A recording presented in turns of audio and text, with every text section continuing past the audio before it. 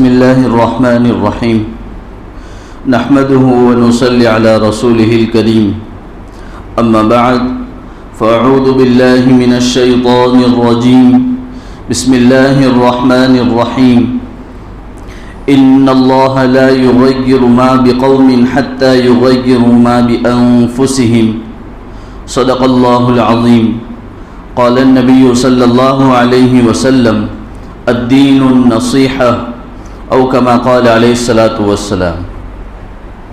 محترم دوستو، بزرگوں، دینی ایمانی بھائیوں، اللہ رب العزت کائنات میں بسنے والے ہر انسان کی اور زندگی کو بہترین کیسے بنایا جائے اس کے لیے اللہ رب العزت نے اس آیت کے ذریعے ہمیں سمجھایا کہ جو قوم بھی اپنی زندگی کو بدلنا نہیں چاہتی، بیداری اپنے اندر پیدا نہیں کرنا چاہتی، اس کا کچھ نہیں ہو سکتا۔ ایک آدمی حرکت میں ہی نہ ہو تو اللہ پھر اس میں برکت دیتا ہی نہیں ہے۔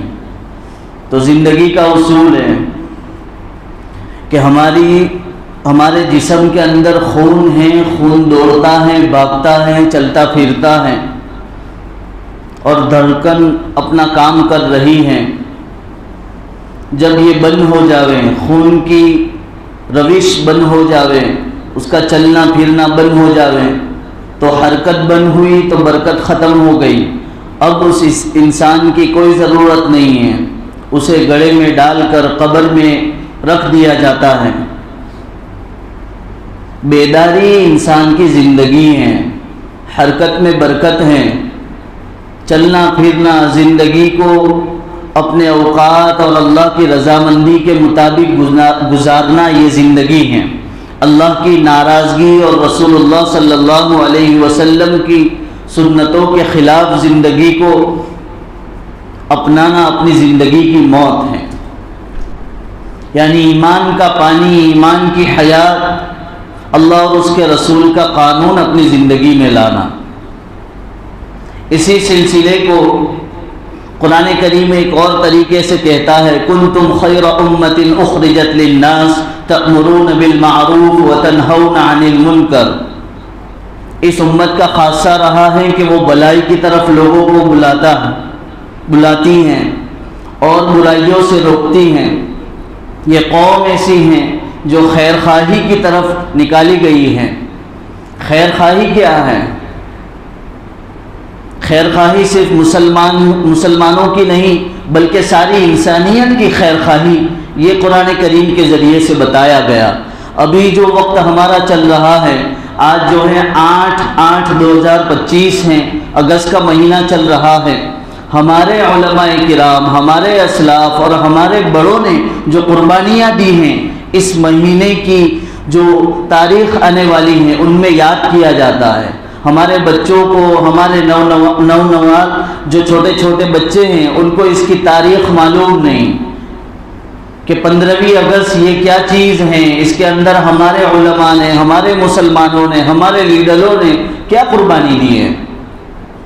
تو سب سے پہلے یہ سمجھے کہ اس امت کا خاصہ بھلائی کا کام کرنا۔ آزادی میں حصہ لیا اور مسلمانوں نے بہت خوب حصہ لیا اور یہ بھلائی کا کام تھا۔ ہم کو آزاد کروایا، نماز، روزہ، قرآن کریم، قبرستان میں دفن کرنا، یہ کیا ہے؟ یہ آزادی نہیں تو کیا ہے؟ آزادی کے ساتھ گھومنا، پردے کے ساتھ رہنا، تمام اللہ کے احکام کو اپنی مرضی کے موافق، اللہ کے احکام کو اللہ کے حکم کے مطابق پورا کرنا، اپنے دیش میں رہتے ہوئے، اپنے ملک میں رہتے ہوئے، یہ بھلائی ہے۔ اس کام کو سر انجام دیا، لیکن اس کی ایک تاریخ ہے۔ لکھا ہے کتابوں میں کہ جو قوم اپنی تاریخ کو، اپنے آبا و اجداد کے کاموں کو، جو بھلائی کے کام ہیں، اس کو بھول جاتی ہے، اس قوم کو کوئی یاد نہیں رکھتا۔ نہ سمجھو گے تو مٹ جاؤ گے ہندوستان والوں، تمہارا نام تک نہ رہے گا۔ تو یہ ہماری زندگی ہے، اس کی ایک حقیقت ہے۔ ہمارے علماء کرام نے، ہمارے مسلمانوں نے اس کی بڑی قربانیاں دی ہیں۔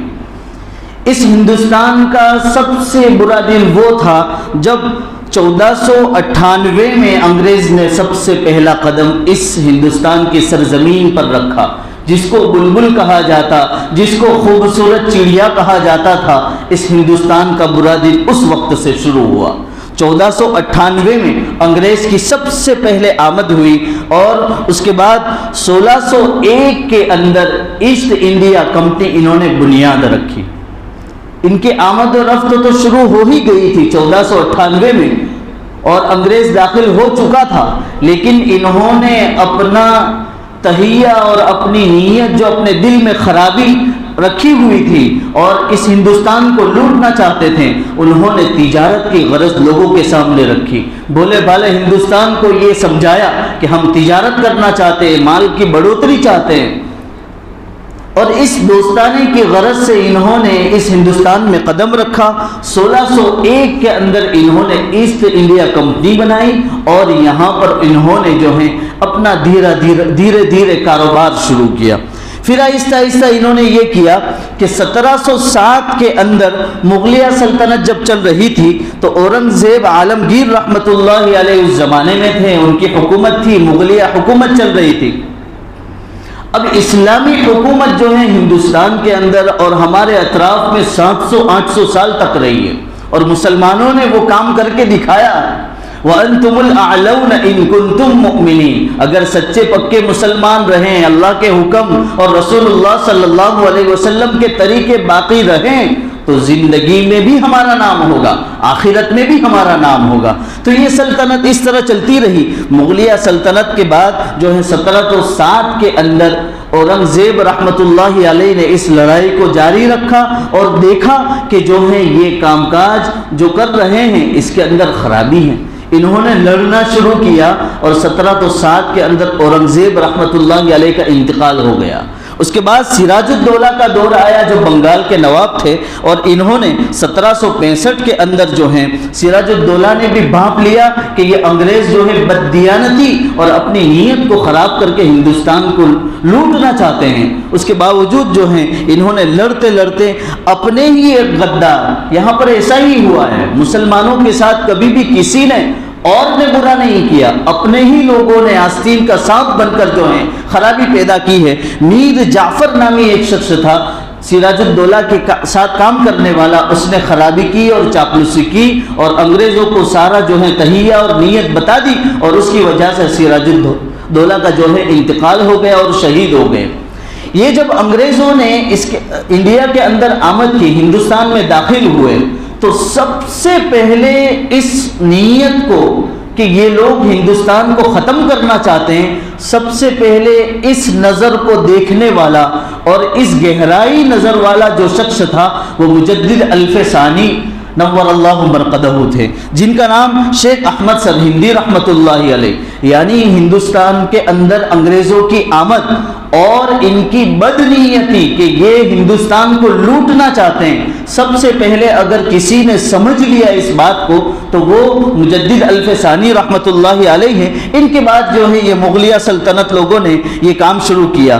شیخ رحمۃ اللہ علیہ نے جب یہ کام کیا 1664 کے اندر ان کا انتقال ہوا، اور جو ہے انگریزوں کی آمد ہو گئی تھی، انہوں نے علماء کی ایک ٹیم بنائی اور ایک جماعت بنائی اور کہا کہ اطراف میں گھومیں اور دیکھیں اور ہر طرف جو ہے انگریزوں نے جو خرابی پیدا کی ہیں وہ لوگوں کو بتائے کہ یہ ہندوستان کو لوٹنا چاہتے ہیں۔ لیکن جو ہے آخرکار 1464 کے اندر حضرت شیخ احمد سرہندی رحمۃ اللہ علیہ کا انتقال ہوا، اور اسی مشن کو لے کر 1762 کے اندر شاہ ولی اللہ صاحب محدث دہلوی رحمۃ اللہ علیہ نے اس مشن کو آگے بڑھایا، اور 1762 میں جب یہ کام کرتے آگے بڑھ ہی رہے تھے تو جو ہے اتفاق ایسا ہوا اور شاہ محدث دہلوی رحمۃ اللہ علیہ نے بھی ایک جماعت بنائی اور ہندوستان کے اطراف میں علماء کرام کی ایک بڑی ٹیم کو بھیجا اور کہا کہ آپ جو ہے آزادی کی چنگاری بڑھاؤ اور آگے بڑھاؤ، ورنہ یہ ہندوستان کو اندر سے کھوکھلا کر دیں گے۔ اور یہ شاہ صاحب کا کہنا تھا، انہی کے بیٹے شاہ عبدالعزیز صاحب محدث دہلوی رحمۃ اللہ علیہ نے اس مشن کو آگے بڑھایا اور بھانپ لیا تھا۔ اسی دوران کے اندر 1799 میں میسور کے سب سے بڑے مجاہد شاہ ٹیپو سلطان شہید رحمۃ اللہ علیہ جو ہیں، انہوں نے اس مشن کو آگے بڑھایا اور اتنا آگے لے کر بڑھے ہیں کہ یہ اتنے زبردست مجاہد تھے، انگریز ان سے کانپتے تھے۔ ٹیپو سلطان شہید رحمۃ اللہ علیہ سے انگریز کانپتے تھے۔ دیکھو میرے پاس تو وقت بہت کم ہے، ابھی 30-35 ہوگی، وقت ختم ہو جائے گا، اس لیے میں صرف جھلک بتا رہا ہوں۔ تو یہ ٹیپو سلطان شہید رحمۃ اللہ علیہ جو ہیں بہت زبردست مجاہد تھے، انہوں نے ایسا کارنامہ انجام دیا اور ایسا رعب اور دبدبہ دیا ہوا تھا کہ جب ان کا انتقال ہوا سن 1799 کے اندر، تو اس وقت میں انگریز جو ہیں دور سے پتھر مار رہا ہے۔ کس کو؟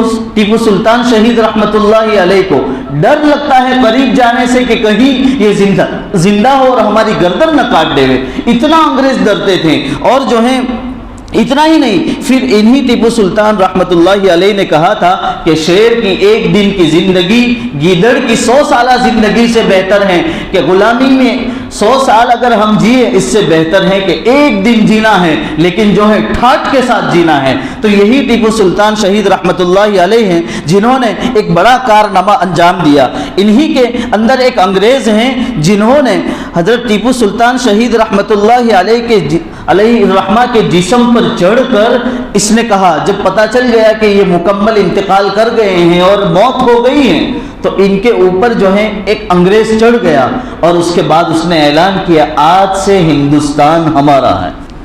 یعنی اتنا رعب اور دبدبا تھا ٹیپو سلطان شہید رحمۃ اللہ علیہ کا کہ اس کے بعد انگریز نے یہ چڑھ کر کہا، اس انگریز کا نام جنرل ہارس ہیں جنہوں نے یہ بات کہی تھی۔ اس کے بعد جو ہیں سن 1803 کے اندر ایسٹ انڈیا کمپنی، جب یہ ٹیپو سلطان کا انتقال ہو گیا، اب ان کو لگا کہ اب ہمارا ولولہ ہے، ہمارا دبدبا ہے، اب جو ہے ہم جو چاہے کریں، کوئی پریشانی نہیں ہے۔ اس کے بعد یہ ایسٹ انڈیا کمپنی 1803 کے اندر انڈیا کے اندر مکمل انہوں نے جماؤ پیدا کر لیا اور انہوں نے اپنا برائی کا منہ کھولا۔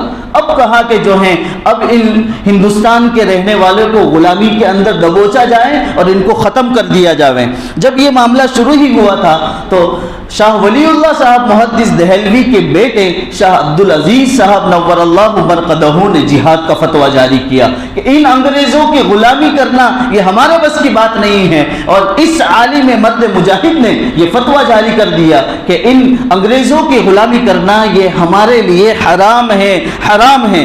یہ شاہ صاحب کا جو ہے فتویٰ ہی تھا کہ 1818 سے لے کر 1831 تک سید احمد شہید اور شاہ اسماعیل شہید رحمۃ اللہ علیہ نے اس مشن کو لے کر آگے بڑھے، اور 1831 کے اندر جو ہے یہ سلسلہ یہ دونوں جو ہیں آگے بڑھتے رہے ہیں اور لوگوں کو اس بات کی ترغیب دیتے رہے کہ یہ ان ایسٹ انڈیا کمپنی یعنی انگریزوں نے جو ہیں یہ خلاف ورزی کی ہے اور یہ ہندوستان کو غلام بنانا چاہتے ہیں، اس کے خلاف آگ بھڑکائی جائے، اور لوگوں کو جو ہے ہندوستان کی اہمیت بتائی اور آزادی کا پروانہ دلانے کے لیے جو ہے خوب محنت کی اور دگو تک کرتے ہی رہے، اور اطراف کے اندر جو ہیں انہوں نے پوری آزادی کی چنگاری لگا دی۔ بالآخر بالا کوٹ کے اندر یہ دونوں اور ان کے ساتھ علماء کی ایک بڑی جماعت تھی، ان سب کو شہید کر دیا گیا۔ اب جو ہے 1857 یہ دور آیا اور اتنا خطرناک دور تھا یہ 1857 کا، اس کے اندر مسلمان 2 لاکھ شہید ہوئے۔ 1857 کی جنگ جب ہوئی، میں یہ کہہ رہا ہوں یہ 1947 ہم سنتے ہیں اور کہتے ہیں کہ دیش آزاد ہو گئے، ایسا نہیں، بہت پہلے سے یہ چلا آ رہا ہے۔ اس کے بعد علماء کرام نے بڑی محنتیں کی، دہائیاں تک دہائیاں چلی گئی، سالہ سال گزر گئے، اس کے بعد جو ہے یہ آزادی کا پروانہ اور یہ جمعہ کے اندر ہم جمع ہوتے ہیں، قرآن پڑھتے ہیں، نماز پڑھتے ہیں، یہ انہی کا ثمرہ ہے، ان کو بھولنا نہیں ہے۔ ہمارے بچوں کی گٹی میں یہ پلا دو کہ جو ہے آزادی کے اندر مسلمانوں نے جتنا خون بہایا ہے آج تک اتنا پانی بھی نہیں بہا، اتنا مسلمانوں کا خون بہا ہے۔ 1857 کے اندر اتنی زبردست جنگ ہوئی، 2 لاکھ مسلمان شہید ہوئے ہیں، اور اس کے ساتھ 51,500 علماء کو جو ہے پھانسی پر لٹکا دیا گیا، شہید کر دیا گیا۔ اور ایک بات یاد رکھنے کے قابل ہے، ایک انگریز لیڈر نے پھر مشورہ کیا کہ یہ تو اور ابھر رہے ہیں، جیسے جیسے ہم ختم کرنا چاہتے ہیں یہ تو آزادی کی اور لڑائی لڑ رہے ہیں اور جو ہے ہمیں لوٹنے نہیں دیتے، ہمارا غلبہ اور ولولہ نہیں ہو رہا ہے۔ تو اس کے بعد ایک انگریز نے ہندوستان لیول پر ایک بہت بڑا سیاست دان تھا جس کا نام لکھا ہے ڈاکٹر ولیم یور نے ایک رپورٹ لکھی، اس کے اندر اس انگریز جو بڑا تھا لیڈر، اس نے پوچھا کہ بھائی آپ سب لوگ مشورہ دو کہ ہندوستان میں ان لوگوں کی حکومت کیوں باقی ہیں، یعنی یہ آزادی کا جذبہ ان کے اندر ابھی بھی کیوں ہے؟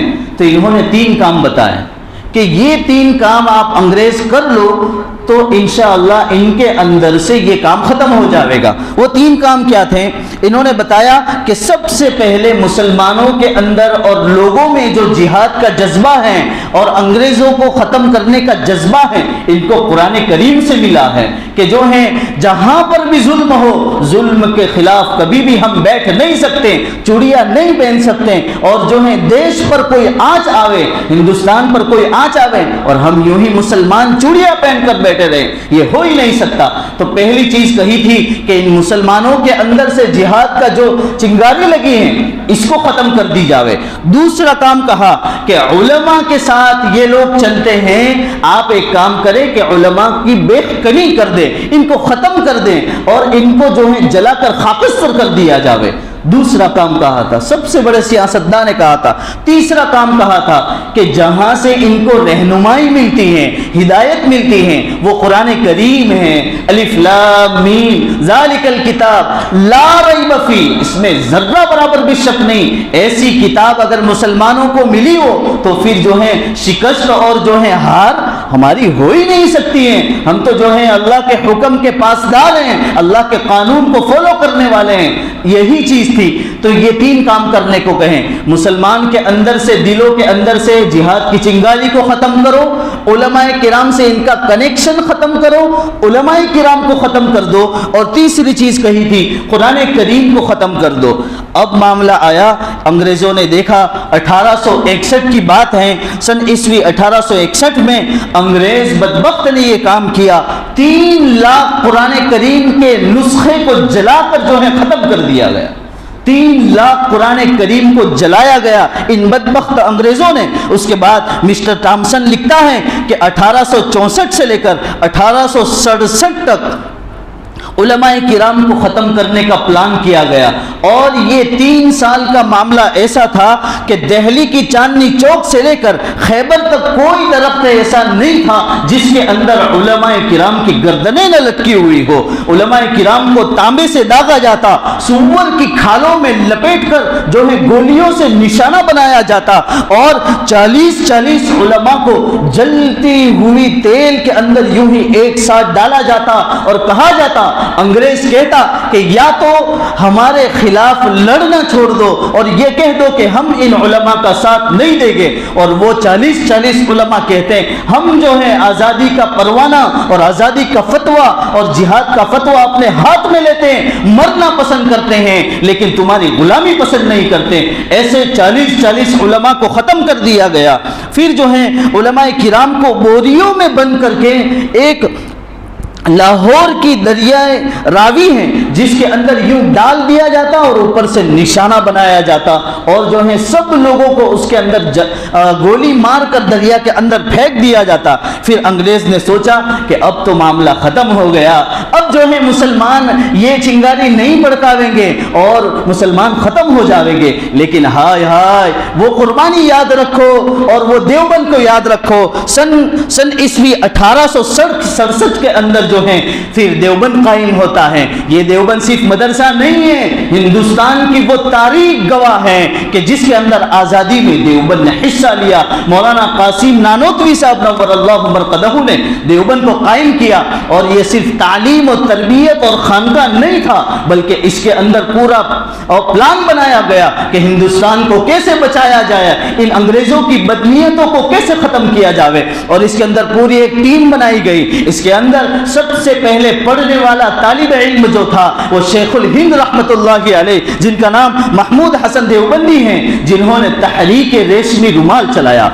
ریشمی رومال ایک ہوتا ہے، آج بھی جا کر دیکھیں وہ محفوظ ہیں، اس کے اندر لکھا ہوا تھا ہندوستان کا پورا نقشہ، اور بتایا گیا تھا کہ یہ انگریز جو ہیں اس طرح کرنا چاہتے ہیں اور ہندوستان کو ختم کرنا چاہتے ہیں۔ اس کے اندر نقشہ تھا کہ پوری فوج آئے گی اور جو ہیں ان انگریزوں کو ختم کرے گی، اور اس کے اندر بڑے بڑے علماء کرام کو بھیجا گیا، مجدد حاجی امداد اللہ صاحب، مفتی کفایت اللہ صاحب، مفتی حفظ الرحمان صاحب، اور ایسے بڑے بڑے اکابیر کو جو ہیں اس کے ساتھ بھیجا گیا اور بتایا گیا کہ جو ہیں یہ تحریک ریشمی رومال ہے۔ لیکن اتفاق ایسا ہوا، خدا کا کرنا ایسا تھا کہ یہ تحریک بھی جو ہے آخرکار ایک وقت کے بعد دم توڑ گئی، اور اس کے بعد انہی کے ساتھ شیخ الاسلام حسین احمد مدنی رحمت اللہ علیہ ہیں، جنہوں نے جو ہے اس کے اندر بڑی قربانیاں دی، اور انہوں نے 1940 کے اندر، 1947 میں ہمارا دیش تو آزاد ہوا ہے، 1940 کے اندر حسین احمد مدنی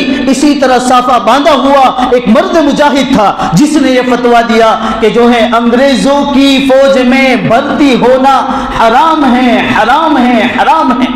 جب یہ فتویٰ سنا تو حسین احمد مدنی کو بلایا گیا، اے دیوبندی تو کیا کہتا ہے، تجھے معلوم بھی ہے کہ تو کن لوگوں کو بھڑکا رہا ہے؟ اس نے کہا کہ جو الفاظ میں نے کہے ہیں، بڑی عدالت میں یوں ایک وائٹ کلر کا سفید کلر کا کپڑا تھا اور یوں للکار کر کہا کہ حسین احمد مدنی آج بھی کہتا ہے کہ انگریزوں کی فوج میں بھرتی ہونا حرام تھا، حرام ہے، حرام رہے گا، لیکن جو ہے کوئی بھی غلامی انگریزوں کی برداشت نہیں کر سکتا۔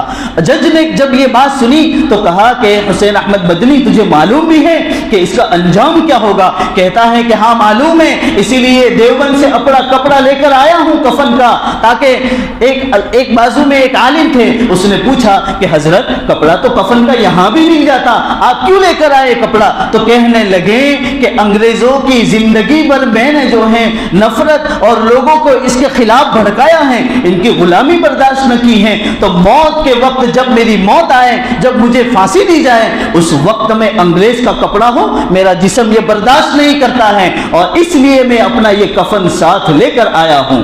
یہ حسین احمد مدنی رحمت اللہ علیہ نے کہا تھا۔ بتاؤ میرے یارو، میرے مسلمانوں بھائیوں، کہ جو ہیں ہندوستان کو آزاد کرانے میں کیا نہیں کیا ہے علماء کرام نے۔ اس کے بعد جو ہے ان کو پھانسی دی گئی اور جو ہے ان کو ختم کر دیا گیا۔ ایک انگریز لکھتا ہے، ٹامسن خود کہتا ہے کہ جو ہے یہ حسین احمد مدنی کو اگر جلایا جاتا اور ان کی راکھ کو اگر سونگا بھی جاتا تو انگریز کی نفرت کی بو اس کے اندر سے آتی، یعنی اپنے خون کے اندر انگریز کی غلامی کی نفرت اپنے دل کے اندر لیے ہوئے تھے، اور جو ہیں اس ہندوستان کے خلاف کیا نہیں کیا، ہندوستان کو آزاد کرنے میں ہمارے علماء کرام، ہمارے مسلمانوں نے کیا نہیں کیا۔ مہاتما کا لقب دینے والے مولانا عبد الباری فرنگی محلی رحمت اللہ علیہ آج جو یہ کہتے ہیں ہمارے بچوں کو کیا پڑھایا گیا، ہمارے بچوں کو جواہر لال نہرو، سبھاش چندر بوس اور جو ہے مہاتما گاندھی، مہاتما سے پوچھو کہ مہاتما کا لقب کس نے دیا ہے؟ خود علماء کرام نے دیا۔ ہندوستان میں تاج محل بنانے والا کون؟ شاہ جہاں ہے۔ ہندوستان میں لال قلعے پر سب سے پہلے جھنڈا لہرانے والا کون ہے؟ جنرل شاہ نواز ہیں۔